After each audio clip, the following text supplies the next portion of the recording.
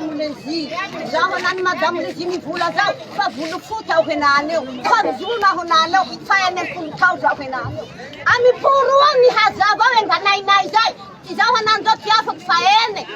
nahabeizako eo, fa ny sarobabako amin'ny roazako nihaza eo avao zay, i PMF vaovao ty azy eo, tsy hazava poroa, laha mata zay laha mate, satria nengandra zanay mina nihaza poroa, fa zahay tsy maintsy mihaza amin'ny poroa na manakory, tsy maintsy mihaza eo zay, raiky zay, ty tanehno fanay, baka nakawan zahay mandinitsiko amin'ny poroa ao, baka tilara to mandinitsiko amin'ny poroa ao, tsy maintsy mandinitsiko hanantio, baka antio man tamy lundi, longonay baka nakawan tena mampalahelo anay zay, baka nakawan longonay memba tsoko fahotaraky, ny seseron baka nakawan,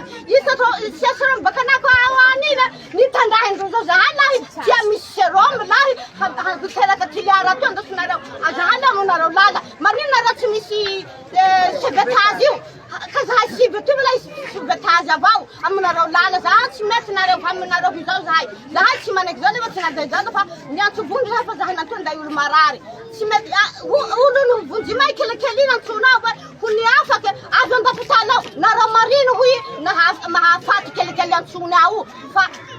sily baka lavitsany fa efa mariny etsy ao, mariny zao zanay fa nitandrahay PMF amin'ny poro ao zahay, iny nahatonga nahafaty azo baka Antsoajay io ao. Zay avao tsy lava ty resako fa zahay nahomaky navalo io nahabezana tianana mitiakinay zahay tsy haneky io na tianana zahay zanadiaky zay tsy haneky na mahamaty zay na velo zahay tsy maneky io fa io lolo reninay io.